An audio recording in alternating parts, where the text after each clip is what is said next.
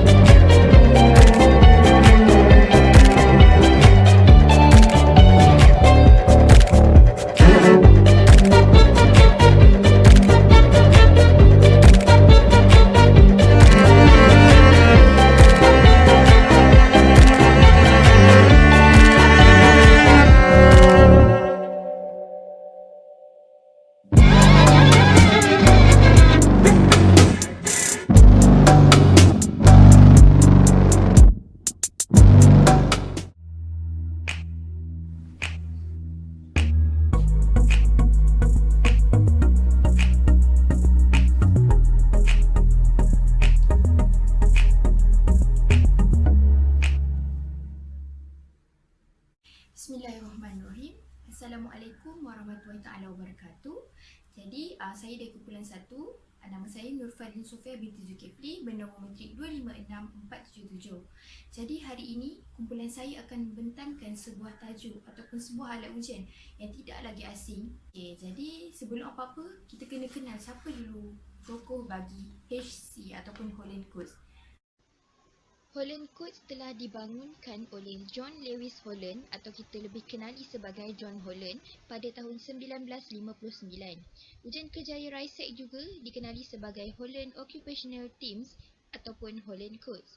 Holland Coats ini menekankan faktor pemilihan kerjaya individu bergantung kepada persekitaran yang seiring dengan personaliti individu. Holland juga telah memperkenalkan 6 jenis personaliti dan persekitaran iaitu RISEC dalam pemilihan kerjaya seseorang individu.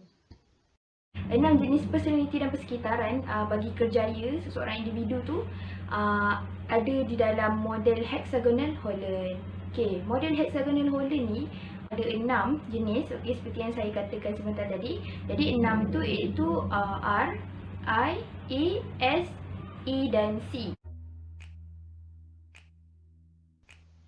6 jenis personaliti tersebut ialah realistik, investigatif, artistik, social, enterprising dan konvensional. Target kami adalah minimum seramai 30 orang responden mengambil alat ujian Holland Coats ini. Responden terdiri daripada pelajar-pelajar ijazah sarjana muda pendidikan bimbingan dan kaunseling dan ijazah sarjana muda sains kaunseling. Responden telah diminta untuk menjawab item-item yang terdapat dalam alat ujian Holland Coats ini secara online ataupun melalui pautan link Google Form yang telah kami hibahkan melalui grup-grup WhatsApp. Saya dapat rumuskan di sini Rakan-rakan kami yang terdiri daripada pelajar-pelajar sains kaunseling dan pendidikan bimbingan dan kaunseling rata-ratanya memberikan kerjasama dalam membantu kami dapatkan responden bagi whole and codes ini. Seterusnya adalah pentadbiran alat ujian, iaitu daripada segi tempat. Responden perlu menjawab ujian ini di bilik yang kondusif dan orang kata dalam suasana yang tenang dan mempunyai kemudahan seperti kursi, meja supaya responden ini berasa selesa. Selain itu daripada segi masa, iaitu responden diberi masa selama 20 hingga 30 minit untuk menjawab. Seterusnya daripada segi kejujuran, iaitu responden perlulah menjawab ujian ini secara jujur dan kata responden ini menjawab berdasarkan apa yang sebenarnya dan bukan kerana orang lain. Seterusnya mari kita lihat bentuk ujian reset. Ini merupakan bentuk ujian reset yang mana mempunyai 2 bahagian dan 42 soalan. Langkah-langkah bagi mendapat keputusan ujian reset adalah baca pernyataan. Jika bersetuju dengan pernyataan yang diberikan, hitamkan bulatan tersebut. Pernyataan yang diberikan tidak mempunyai jawapan yang salah. Tambahkan bilangan bulatan yang telah diisikan dalam setiap ruangan yang telah diberikan. Gunakan jumlah skor anda di atas. Pindahkan skor tersebut ke setiap abjad yang terletak di dalam ruangan yang disediakan. Pilih 3 abjad yang mencatatkan skor yang tertinggi dan rekodkan di bawah My Interest Code. Di samping itu, kumpulan kami ada melakukan sedikit kreativiti di mana kami menjalankan ujian ini secara online kepada responden. Oleh itu, mari kita lihat bagaimana langkah-langkah bagi mendapat keputusan ujian reset ini secara online. Langkah pertama adalah responden perlulah membaca arahan dan juga pernyataan dengan teliti. Dan jika responden bersetuju dengan pernyataan tersebut, responden perlulah menandakan di ruangan ya. Dan jika responden tidak bersetuju dengan pernyataan tersebut, responden perlulah menandakan di ruangan tidak.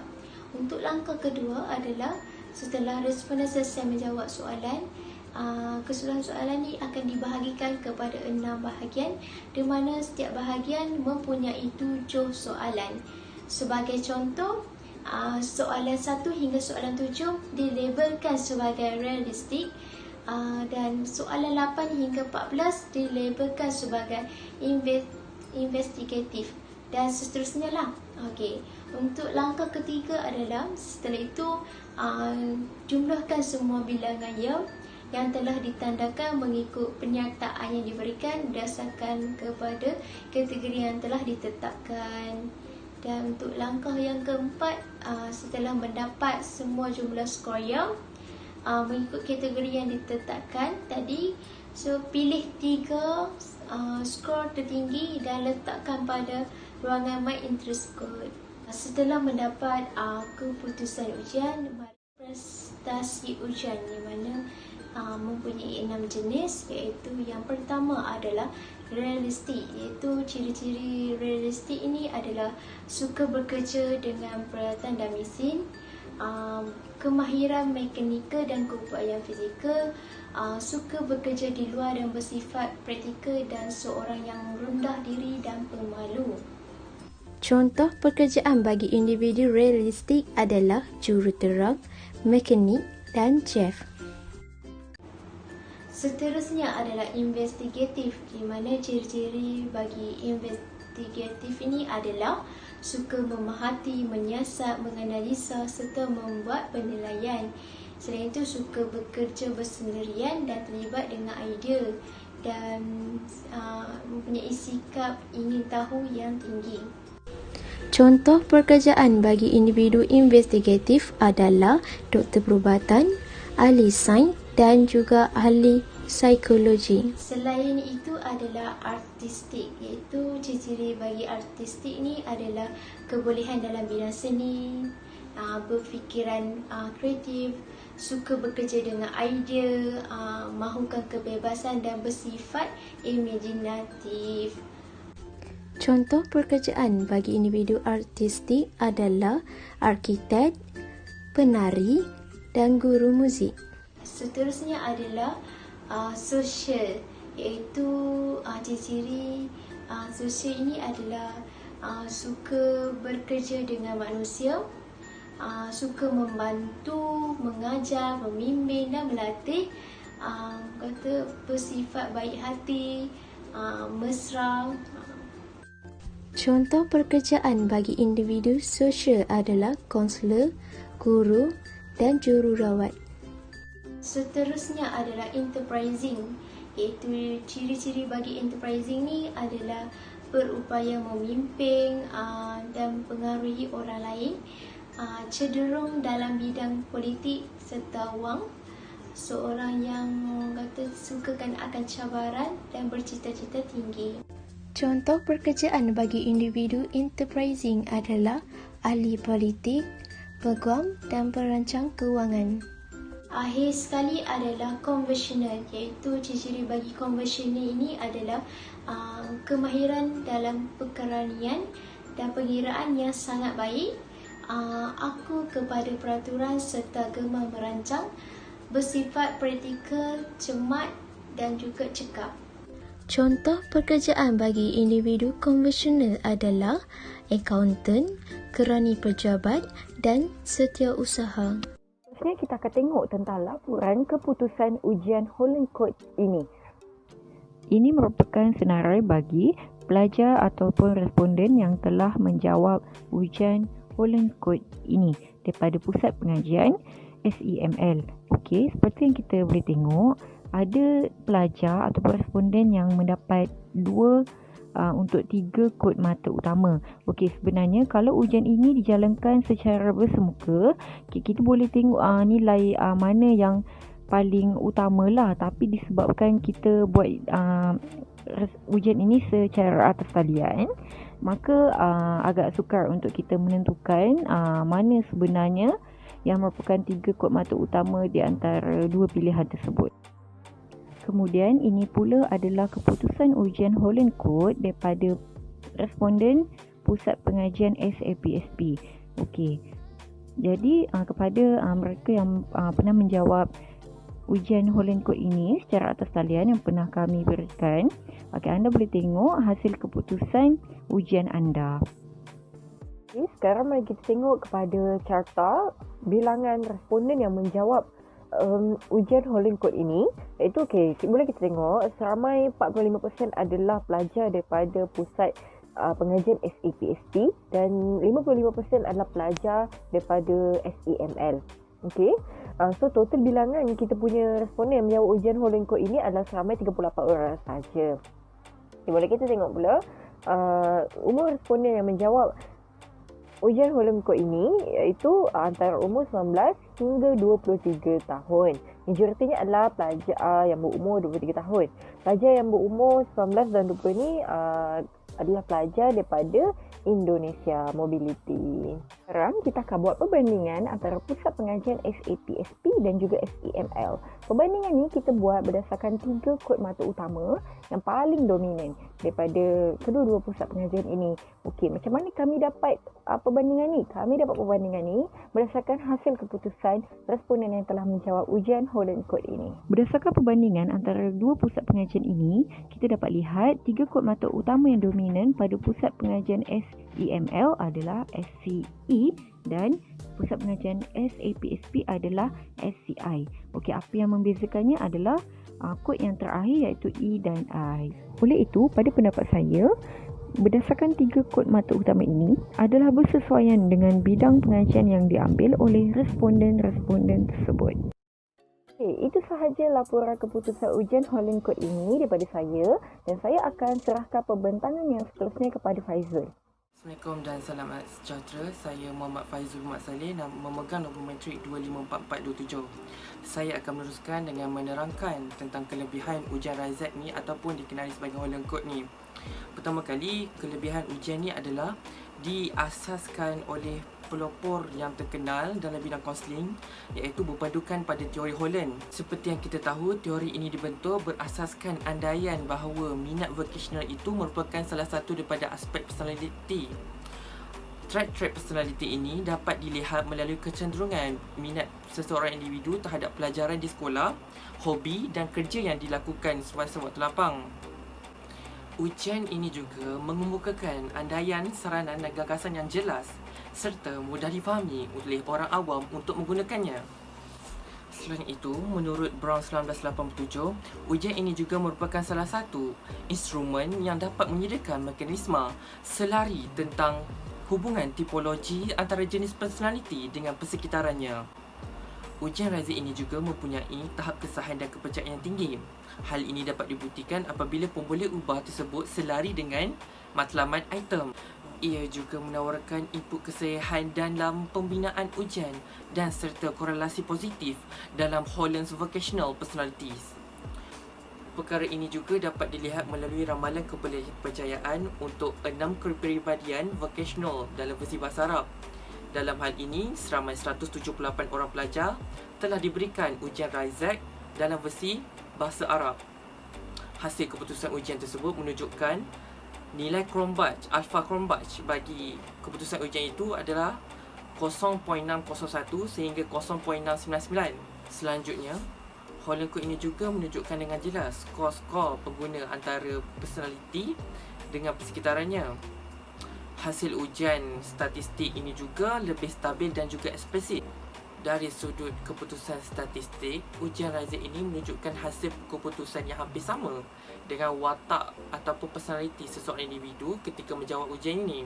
Kelebihan yang terakhir dapat dilihat melalui pentadbiran ujian ini. Apabila hanya 42 soalan sahaja yang akan dikemukakan kepada orang ramai. Hal ini dapat menunjukkan bahawa orang ramai tidak perlu menunggu lama ataupun menanda dengan masa yang lama kerana ia memerlukan hanya sebanyak 15 minit hingga ke 20 minit sahaja. Implikasinya, ujian ini amat sesuai digunakan dan dapat menarik perhatian orang ramai untuk menjawab ujian Raisit ini kerana ia tidak memerlukan masa yang begitu lama. Antara kelemahan yang terdapat dalam Holland Code ini adalah berlakunya pertindihan terhadap jenis-jenis personality.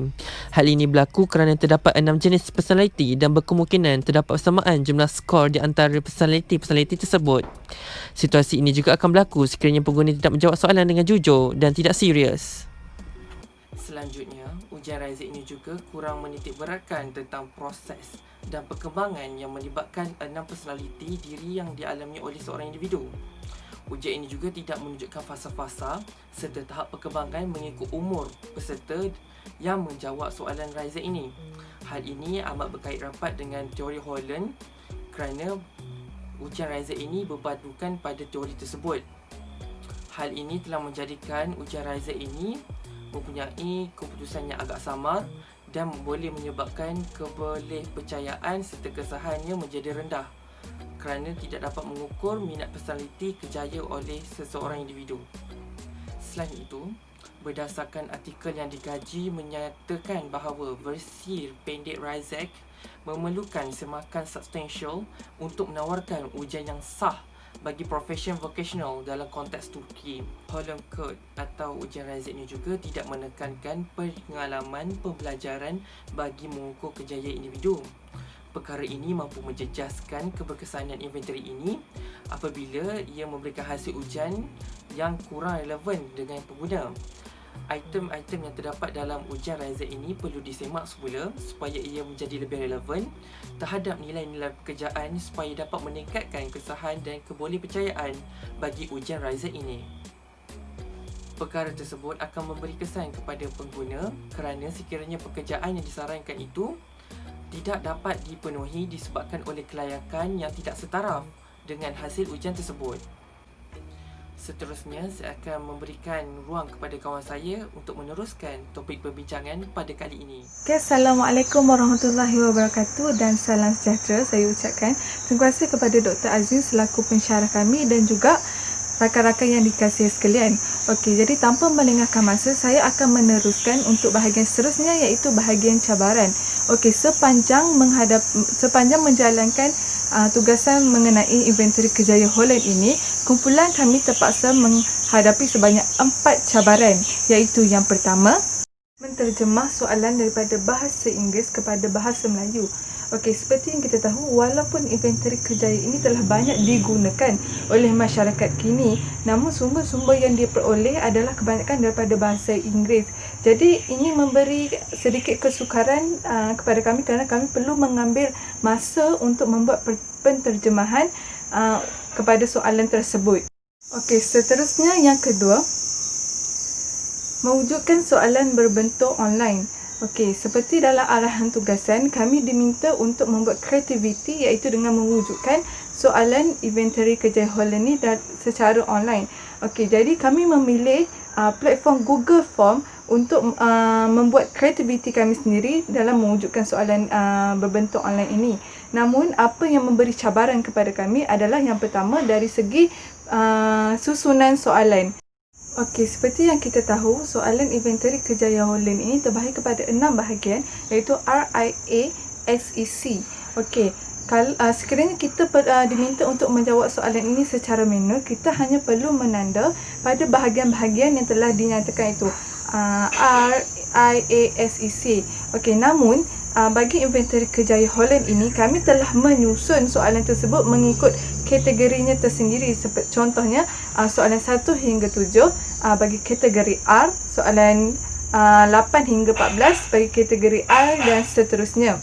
Okey, jadi ini memberi sedikit cabaran kepada kami di mana kami perlu meneliti setiap soalan itu mengikut kepada kategori-kategori bahagian tertentu. Kemudian, cara pengiraan skor untuk soalan yang berbentuk online ini juga memberi cabaran kepada kami kerana kami perlu melihat satu persatu keputusan yang diperoleh dan perlu membuat pengiraan skor secara agak rigid bagi kami.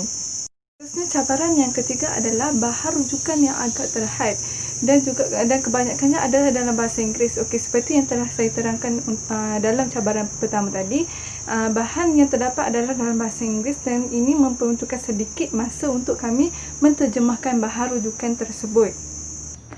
Okey, seterusnya cabaran yang terakhir iaitu yang keempat adalah memberi maklum balas tentang hasil keputusan ujian dan juga penjelasan kepada responden. Okey, disebabkan oleh inventory yang diberikan kepada responden ini adalah secara online iaitu melalui Google Form. Jadi apabila mendapat skor yang diperoleh, kami tidak dapat untuk menjelaskan kepada responden tentang keputusan yang diperolehi dan penjelasan mengenai personality yang mereka miliki. Jadi itu sahaja daripada saya. Sekian, terima kasih.